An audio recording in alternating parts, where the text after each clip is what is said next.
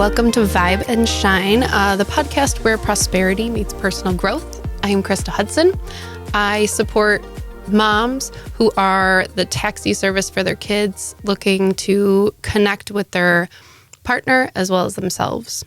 And I'm Jessica Lepore, your growth-minded guide who helps you align with the most inspired and intentional version of yourself in both life and business. So in each episode, we will dive into mindset shifts, strategies, and business insights that fuel success while keeping alignment and well-being at the center. Whether you're an entrepreneur, a leader, or someone on a journey of self-discovery, this is your space to grow, thrive, and create a life by design. Change is more possible than ever. If you feel like you're stuck, by the end of this episode, you will gain insights on 4 practical next steps to shift your identity. So in regards to identity, Jessica, you and I talked a couple weeks ago about the apple tree analogy, and I would love for you to tell our listeners and our viewers more about that. Of course. I took this from Myron Golden, one of his lectures. I'm not sure if you've really dove into him much, Krista, but he really explains things in ways that I can compartmentalize in my head.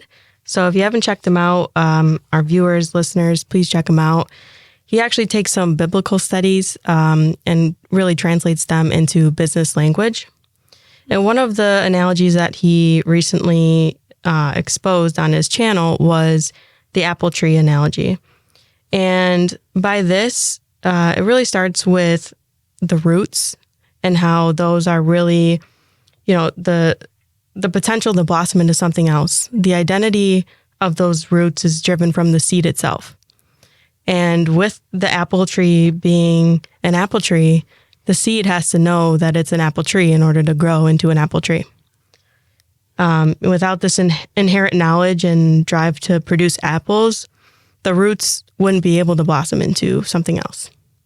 They don't have to try hard to be an apple tree from an apple seed. They know that once they are an apple seed, that's what they're going to grow into. And, the roots become themselves, the ground for whatever is grown above the ground.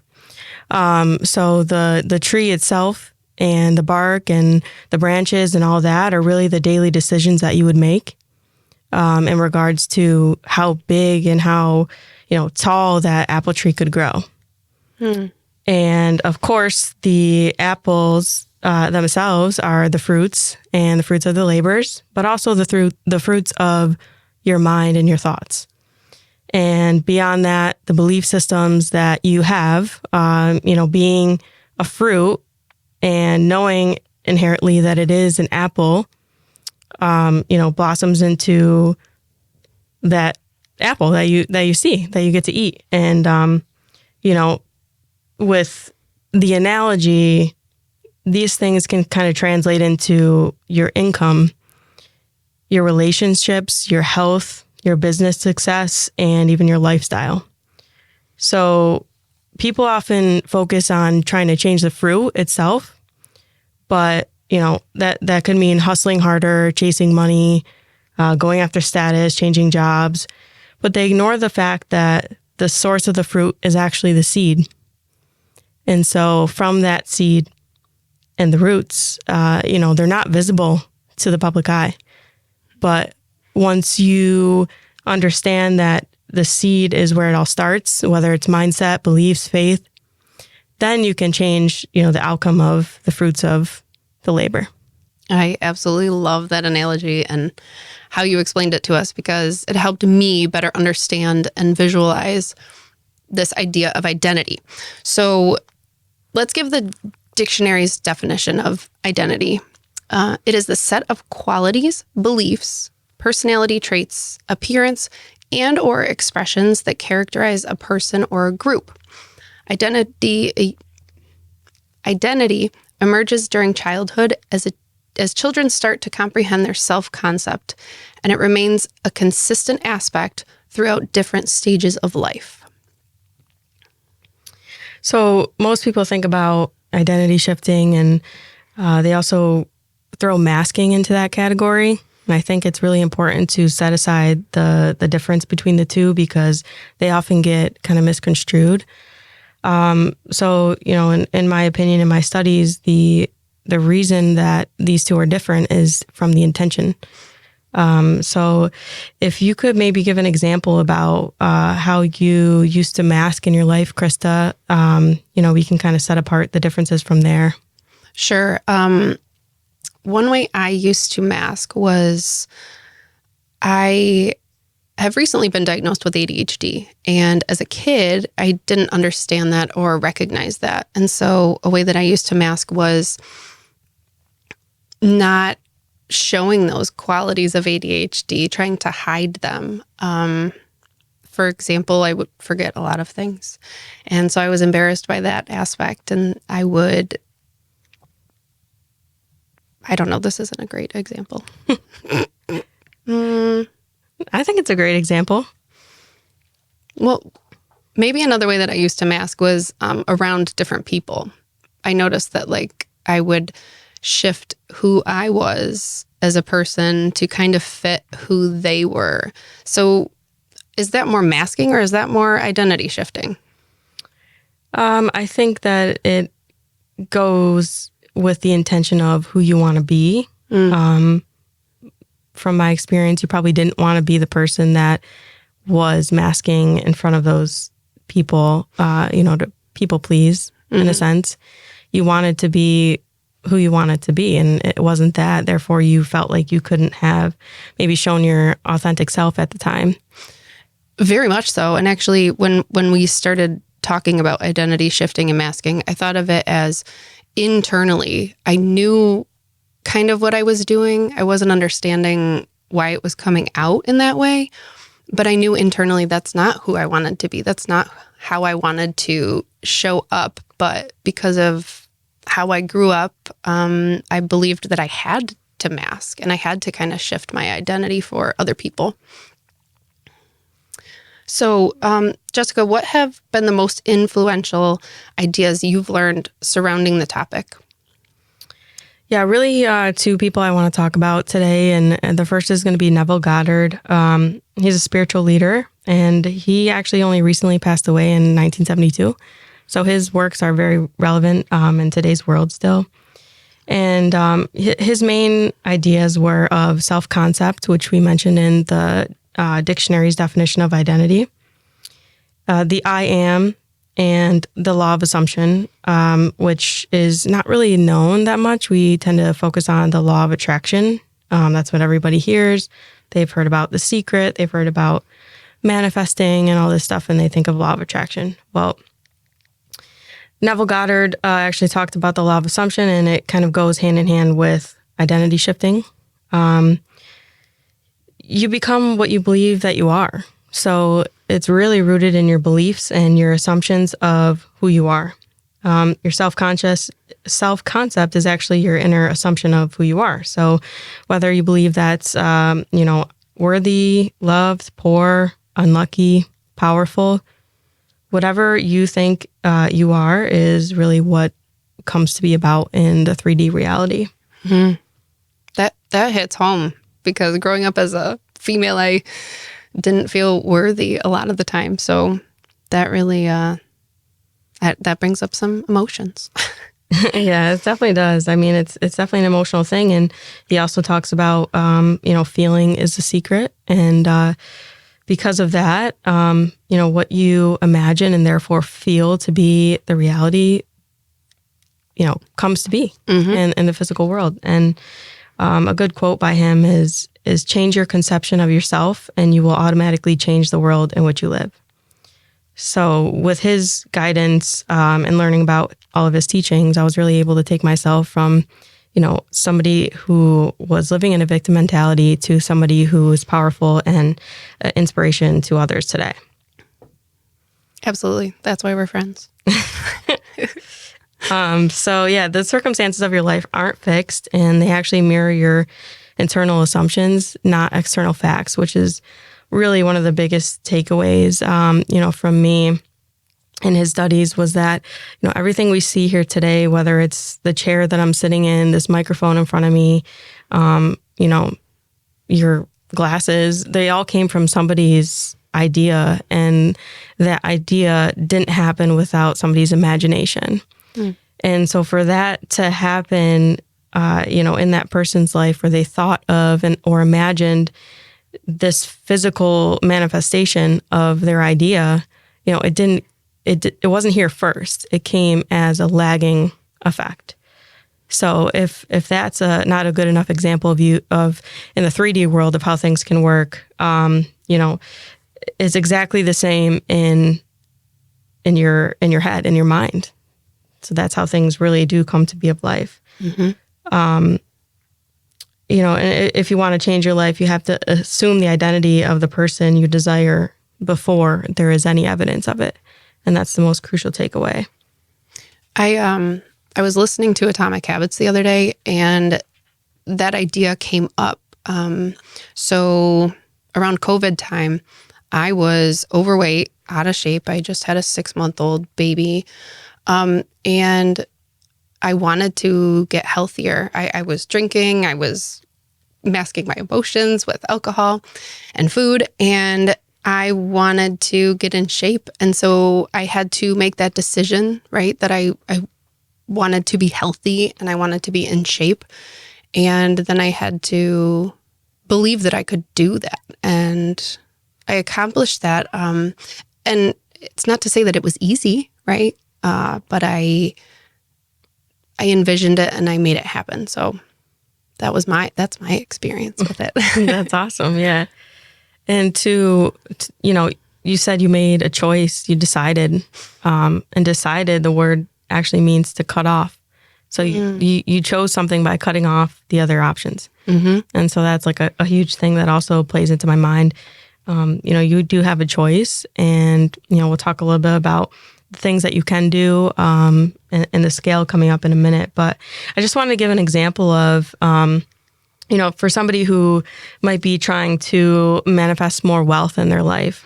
If you want wealth, don't try to just get money, because anybody could just do that with hard work and effort. There's many ways to do that, but assume the identity of somebody who is already wealthy and let your inner talk, your behavior, and expectations flow from that identity itself. It's really hard for, a poor person to say that they're wealthy because they're not living in that experience. But if they were to do that, there's probably a better likelihood that, if their actions followed, they would have a different experience for themselves. And think of all the people that have done that, have come from being poor. I just read Viola Davis's Finding Me, and she came from being extremely poor to being very, very successful, wealthy, and it's because she knew that she could do that. She believed that she could, and she did.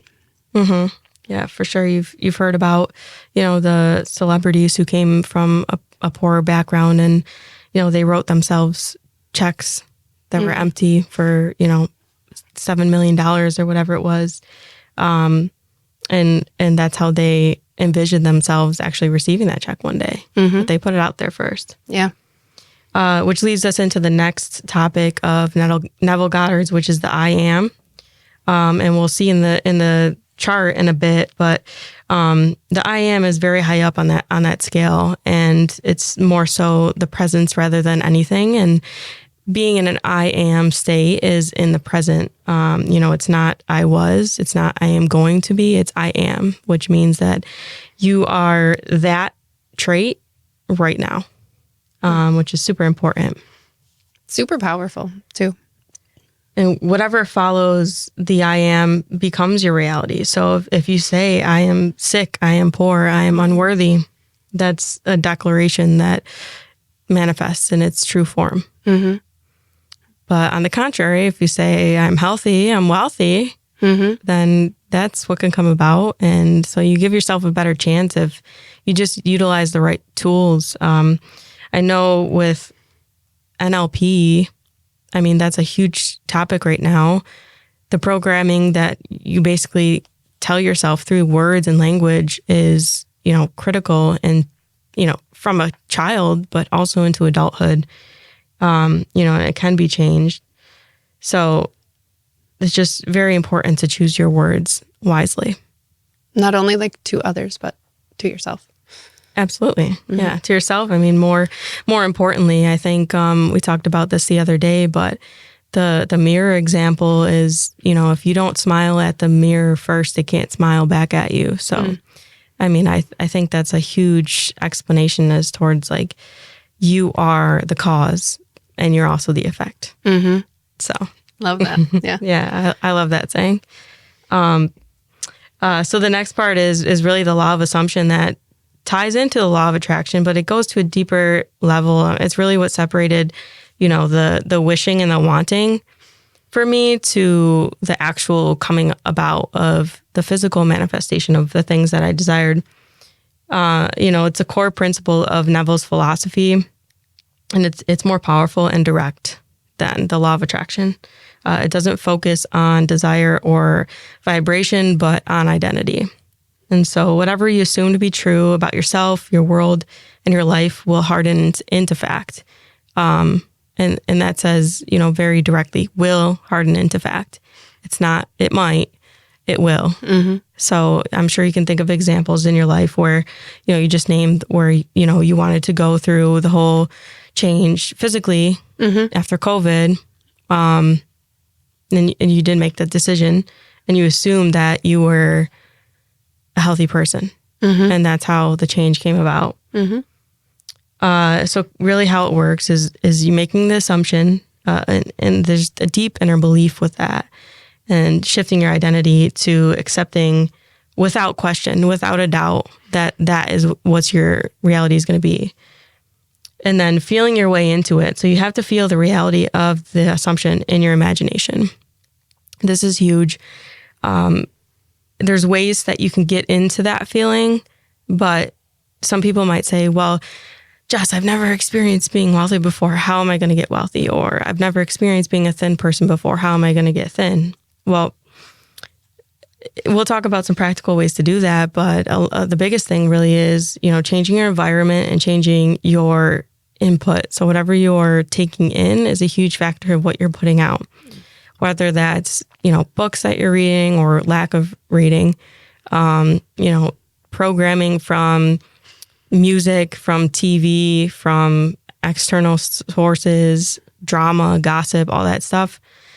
That's going to be a huge reason why you might not be able to feel a certain way towards your goals. Mm-hmm. And then the next step is really persistence. So holding on to that assumption regardless of what the outside world looks like. And this is really hard for people because we use our five senses, but there's so much more out there than our five senses that we just cannot see or feel or touch or hear. Mm-hmm. I like the example from the Buffalo Bills, trust the process, right? And I find myself saying that to myself about work, about finding a new home, about next steps in life. I have to trust the process. And yeah, go Bills. Go Bills.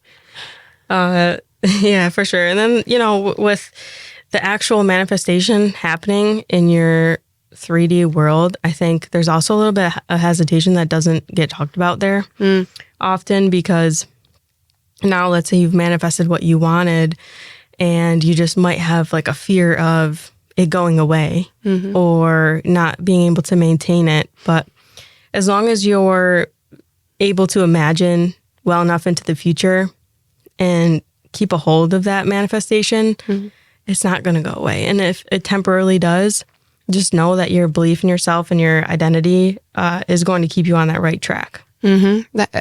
I give my weight loss journey that same example because I really like cookies and I really like cupcakes and food in general. And so I was in the best shape of my life, and then I kind of slipped back and ate some extra cookies. But I also know that I'm so driven, but also have that power within me to get to where I want to be and also enjoy the cookie. There's that acceptance part. Yeah, life's too short to not eat the EL fudge cookie. Yes. Yeah, for sure. I just want to give an example about what, an old self-concept might look like to a new one. So an old self-concept of I am always struggling financially, or I can't afford this, or I'm not able to pay my bills this month, could translate into something of I am financially free and stable. And using imagination daily to feel the freedom of that version of you and persisting in that identity, whether it's speaking, acting, and expecting as that person. And over time, life has to conform. It has to harden into fact, as Neville Goddard would say.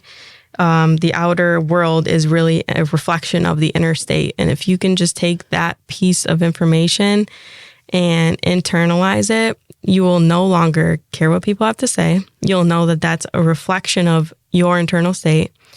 You will know that your finances, your health, your, relationship statuses, all of that stuff is based off of your inner state. Yeah. And once you kind of take the shift and control of one thing, it's awesome to watch how it affects other parts of your life, other areas of your life. It's really cool. It's so true. And they say how you do one thing is how you do everything. And that's something that's always stuck with me because it's so true. Mm-hmm. I mean, not only do people view you a certain way after, you've lost that weight, or, you've become very wealthy, or, gotten the best relationship of your life, or have a great relationship with your family and kids. That, stems from imagining from in the beginning. Mm-hmm. But also you feel a certain way towards it. And that's just the most incredible feeling. You could even not care what anybody else thinks at that point, just because you've got that in the bag. Mm-hmm. It's 100% yours. You own it. And yeah, you watch the rest kind of trickle down. Mm-hmm. It's confidence, but on a different level. Mm-hmm. Yeah, confidence with a consciousness. I like that. Oh, yeah. That could be your tagline. Right. So, I mean, it's a really good segue into our next conversation with the Consciousness Scale by David Hawkins. And, I've studied some of his material, but the most important thing for sure that's taught me how to really embrace each level has been this consciousness scale. And for our podcast listeners, you can find the scale easily on Google. Our video listeners / watchers, you can see it right here. But, you'll see from level 200 and below is going to be kind of the victim abuser mentality. And can I interrupt? Of course. Can you, for our viewers and listeners, can you explain what victim mentality is? Sure. Yeah. So, I mean, it's being in a state of lack of control and fear, and in my opinion, and letting external circumstances kind of dictate your reality. Always feeling like it's my fault, or, it's somebody else's fault, and not really being aware of the fact that you can get out of that state. Personally, I've been there before, and once I've gotten out of that place, I've never want to go back. And it's really hard to see myself going back to that place because you know exactly how you felt, terrible. Other people didn't want to be around you. You could have been really negative. And so it just leads you to really appreciate, the rest of the elements inside of the scale. And so hopefully that answers your question. Yeah, for sure. And I was the same, finding myself in victim mentality, thinking they are doing that to me. But I realized as I went up in this level of consciousness chart too, that I actually have a choice. And the way, whatever is being done to me, it's how I accept it. Right. Right. And in turn, not only acceptance, but also perhaps creating it. So you can think about that one time, when you may or may not have started something with somebody, creating drama because you wanted sympathy, whether that was in high school or college or whatever, you wanted them to feel sympathetic for you because you were going through X, Y, or Z. But, really you just didn't know how to show love to yourself or, feel that passion or, presence or oneness that you might have with yourself or the world. And so you saw it from somebody else that couldn't provide it for you. Absolutely. That's a great way to explain it. And so with David Hawkins's consciousness scale, you really do have the choice to move up and down like we were talking about. And he not only puts this into categories with, words, but also numbers. So it really gives a good, and colors too, it gives a good visual to people depending on how they can interpret this concept, depending on the way that they receive information. So anything under 200 is basically, negative, not where you want to go, victim, abuser mentality. These things include anger, fear, grief, shame, guilt. That's where a lot of people live, and those two are at the absolute bottom. Then you make your way up to self-empowerment, where there is a lot of acceptance, courage, somewhat neutrality. You might have found yourself getting out of the victim mode, and then you're just like, where do I go from here? That's kind of where you're at. You've accepted it, but you don't really know where you're going. But the good news is that you've moved from lower than 200 to higher, and that's the way you want to go. The next category is really like the upper category, where self-realization happens. And so this is like the real inner work, inner wisdom, inner light, inner love, all of that kind of stuff is in this category. You'll see that, you'll have more expansion here, and it's a really good category to be in. Not everyone reaches the top of the scale. The highest is really consciousness, enlightenment. And with that full enlightenment are people like Buddha. Shout out Buddha. I have a quote from him. Gandhi. I like to say too that there's not good or bad. I know you said, we want to get higher, but I look at things as there's not anything good or bad, right or wrong, because look at how much we've learned from also being in those lower levels of the victim mentality. We've actually learned from them. So to not necessarily clarify them as, or categorize them as good or bad, what is kind of growing from each. Yeah, that's a really good point. There's no good or bad in these kinds of things, but there are teachers and there are also people who want to learn. So people can also learn. They could also be taught the same lesson over and over again, but it's until a point where they've actually learned the material and conceptualize it that they're able to advance per se on the scale. For sure. Yeah. And they say, when the learner is ready, then the teacher appears. I like that. So yeah, you got to be ready for it. I feel like that's how we met. I was the learner, you were the teacher, and the rest is vibe and shine. Vibe and shine. Well, you've taught me a lot too, so got to give yourself some credit. Thank you. Let's move on to topic 2, how to create your true identity. Identity shifting is the process of intentionally changing self-concept, or the way you see yourself, and your beliefs about who you are.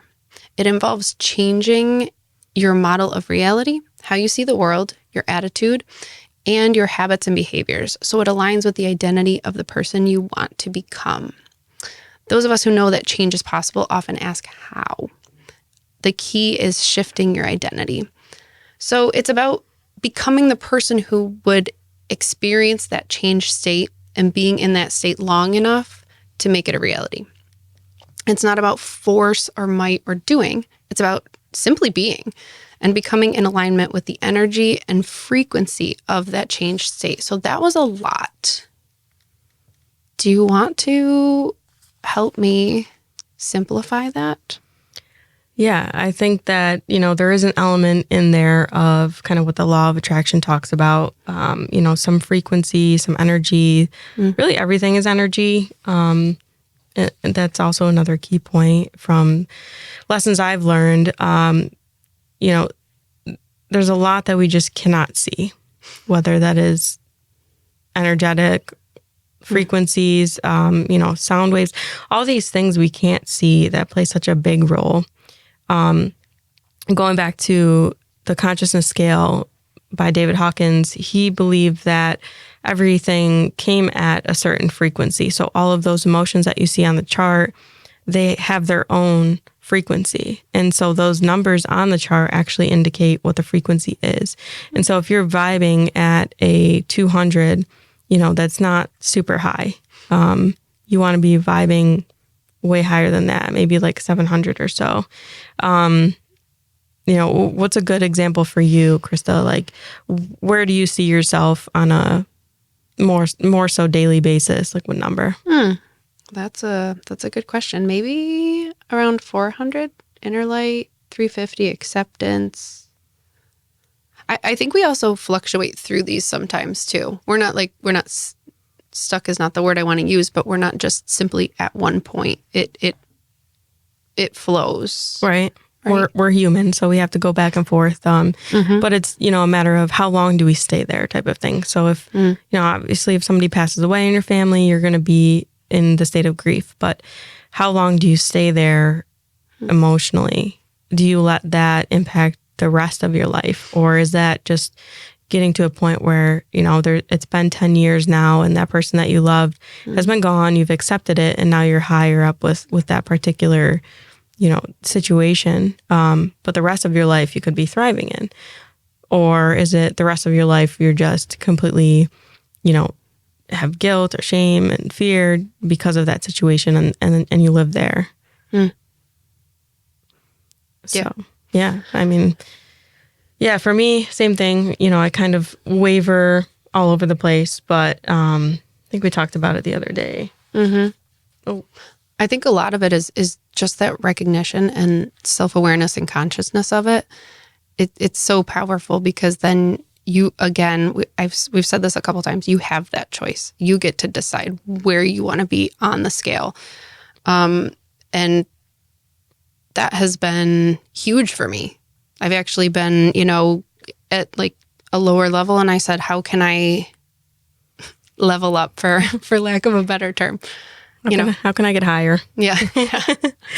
How can I get higher? And you'll see like in that chart too, I resonate a lot with awareness and presence, and that is kind of in the I am category. And that has a lot to do with what Neville Goddard was describing, where he, that is, I am this, I am that, assuming the role and then being in a state of the wish fulfilled, as he calls it, until those things actually materialize. And again, that's why I put myself around Jessica and her vibe and her energy, because she makes me want to be a better person. She lives in a higher awareness state. So just trying to collect some brownie points. I'm kidding. Yeah, you definitely got them. For sure. And, it really is inspiring for me to teach people about these things, because once you become aware of them and you learn about them and internalize them, it's really hard to go back to the old version of you when you have obtained that higher level of consciousness where you see right through these things with people. Like, you see through the drama and the gossip and people's victim mentalities, not only because you've been there, but because you've gotten out of there. And I think that's really huge. It's like, you're looking from above, and I don't mean this in like a egotistical way, but, you can see, let's say it's like, the glass underneath your feet, and you can see down, but you're outside of that environment. You can still see through it because you remember it. It's, your past, but you're not living there. You've gotten out of that box. So it's kind of another way to think about it. Yeah, that's a great segue into topic 3, practical steps. So let's explain some of the ways to kind of get into that different level of awareness. So we kind of came up with a framework to utilize as far as somebody wanting to change their identity and shift into a new level of themselves. And the acronym is AVID, so AVID. A standing for awareness, being, the first principle that you need to have in order to want to change your identity. If you don't know about it, then it's really going to be hard to do that in the first place. So that's where we started. The next step would be vision, having a great vision and being really clear and concise about it. Mm-hmm. It creates a lot of confusion for the manifestation if you can't be clear about what you want. And so, for a good example, I actually had a conversation with my sister who's very spiritual, and she's trying to manifest a house. And so she's like, well, I told her, I'm like, have you gotten real clear about it? And she's like, well, no, not really. I'm like, yeah, you're saying, well, I want to move, stay in Rochester. And then the next week you're like, I'm going to move to Buffalo. And then you're like, I might move out of state. And it's like, that's really confusing. Mm-hmm. If you don't know what you want and you're not really clear about it, how is the universe or God or whoever you believe in going to be able to do that for you? Mm-hmm. So I think having a good vision about, what you want and being clear about it is really important. For sure. So the next one is implementation. Put your plans into action, adjusting as needed. So for example, your sister, she's looking for a house, and what does she need to do to get there? After becoming clear, then what are the steps that she needs to take to find that dream home? And then development, adjusting as needed, endless creation, tuning towards new possibilities and identities, and understanding that the growth is not linear. That is one thing that was hard for me to kind of realize. Was I was doing good. I was becoming more aware and growing as a person and reading books. I was going to therapy, going to coaching, surrounding myself with the right people. And then I would have these moments of either dipping back into old habits or, surrounding myself with people who weren't vibing with me. Mm-hmm. And so understanding that can and will happen, and accepting it, and then tuning it and making it work for you. Yeah, I think that's very important. And I think you mentioned, hanging out with people who might not resonate with your vision. Mm-hmm. That's also critical, because sometimes you have to leave those people, even if it's just temporarily, because they could be kind of like a cancer to what your goals are. They might not understand what your goals are and your dreams and visions are. And, one thing is being able to tell them your vision, right? And if they're on board, then okay, well, and they're supportive, then maybe bring them with you. But if they're not supportive, or they don't understand or take the time to want to listen, then, maybe it's best that they don't really join you in that journey. Mm-hmm. And I think that's really, really huge, because at times you're going to need support that's outside of you. You only have motivation for so long. Right. And the vision is really what carries you. You could hit a million goals, but if those goals aren't really doing anything for you or getting you closer to the vision per se, or you lose sight of that vision with hitting too many goals, or you might go in the wrong direction. Right. So right. I'm much more, vision oriented person rather than a goal setting person. Yes. Intentional. Yeah. And so we were going to talk about the GPS analogy with, each of these steps. And in the awareness state, you have to make the unconscious conscious. So you do have to bring awareness to the situation. for example, a caution light goes off in your car. Okay, well, you didn't know anything was wrong with that car beforehand, but now you do because the light went off. That's the awareness principle. The next step is, making a decision to leave wherever that may be, getting in the car actually, and putting the address into the GPS. Yeah. And then you have to actually drive the car to the destination. You have to follow those directions. So again, the GPS is helping you and telling you where to go. And then if your car is not serving you anymore, either you have kids and you have to upgrade, you have to get a bigger car, or it's rusty, or it's fallen apart. You need to figure out what is actually serving you to get you to where you want to go, and then upgrade as needed.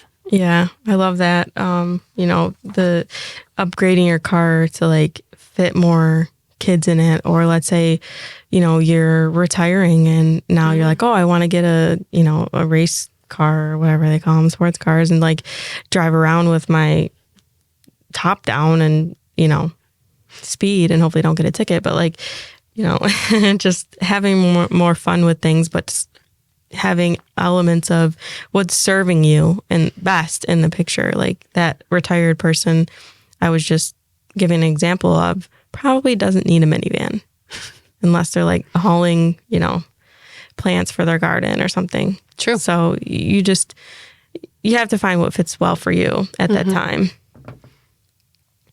And so, with the constant adjustments, we just want to talk about some real life examples for the two of us that, might have changed during this course of our lives with shifting our identities. So Krista, do you want to tell us a little bit about, what happened when you had kids? Sure. That was actually a huge shift in my identity and who I wanted to become. I have 2 boys and a girl. And when I was pregnant with my third, we didn't find out what we were having at the time, but I just felt internally that it was a girl. And I was talking to Jessica about this too. I wanted to be able to show my daughter and my boys how to be strong and independent. And at the time, I was presenting as such, but really didn't feel it in my core. I didn't feel strong. So I wanted to model that for my children, one of strength and resilience. And I believe I've worked really hard and I'm getting there and I'm learning and growing every day. So it's cool to also show my kids that I am not perfect and that I am growing and learning and that it's okay for them to do the same. So that's awesome. And I think I told you before, it's your first time at life too. So just be more graceful towards yourself and in those learning experiences. They'll figure it out one day that they're going to have to go through something similar. And so and that's awesome. Thanks for sharing that. Yeah. Thank you for helping me out with that. How about you?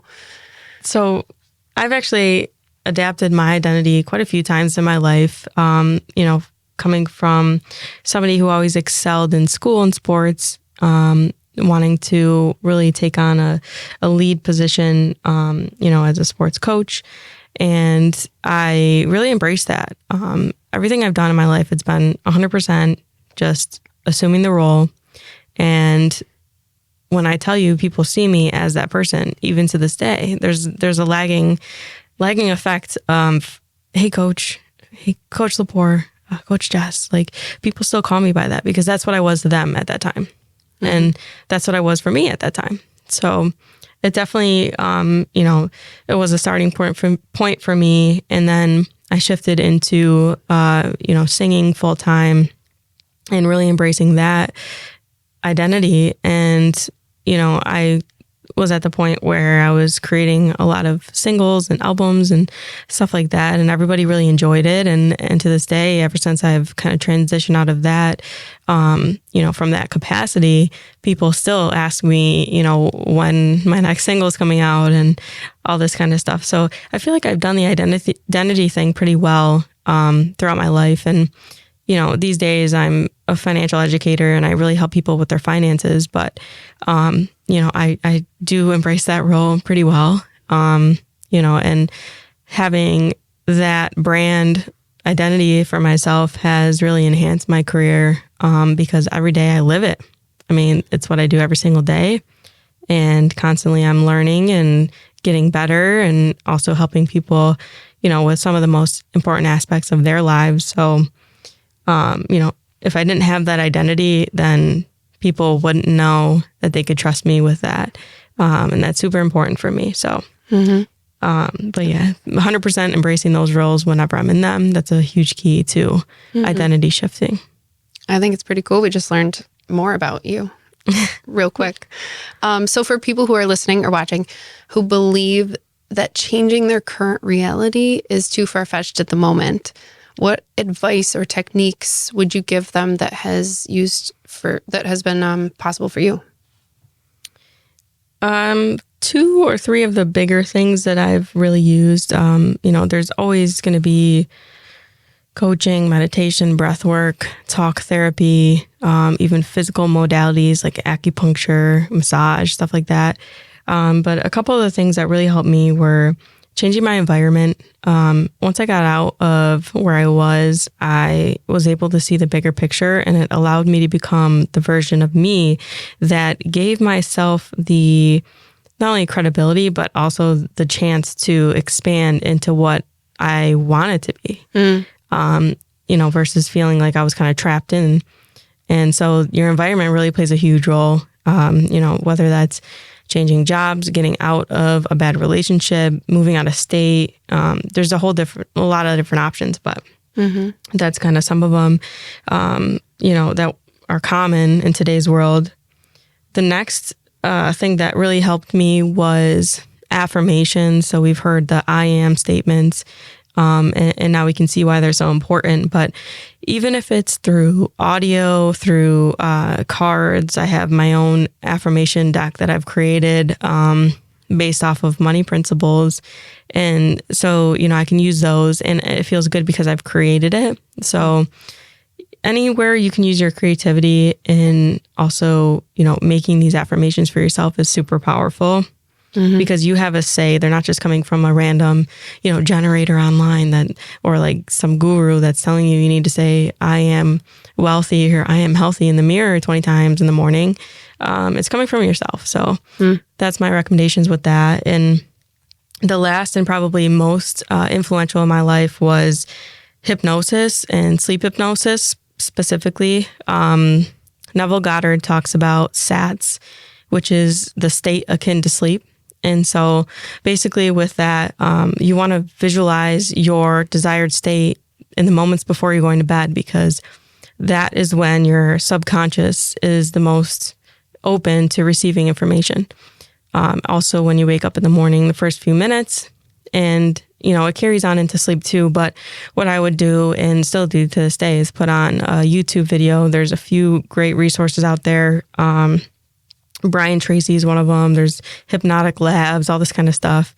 They'll basically get you into a state, and whatever the topic may be, whether it's, wealth, weight loss, any of these things, it'll help you get into a state where you can let your mind just visualize something for you, and let it do the work. Like, it's hands off. You don't have to sit in a meditation for an hour. You don't have to talk to a therapist for an hour. You just go to bed. Like, you just let your mind wander. There's frequencies in there that really help, to align yourself with whatever it is you want to manifest. And it also is really relaxing. It just puts you to sleep. I just do sleep meditations too. You told me about that, and I think I was just kind of getting into that, and I was very apprehensive about it, but I use Aura, and it makes complete sense too, because think about it. You have the best ideas, right? When you're just falling asleep and you're getting into that. No coincidence, right? That's right. Right. So I know we are finishing up, and we want to end with an awesome quote. Would you like to read that? Sure. So Albert Einstein, obviously genius, said, "You can't solve the problem with the same level of consciousness that created it. And so remember, the first step is to change your identity. And with that, first step of that is awareness. Yeah. So thank you for listening to our first episode of Vibe and Shine, and keep shining bright. Yes. Thanks so much.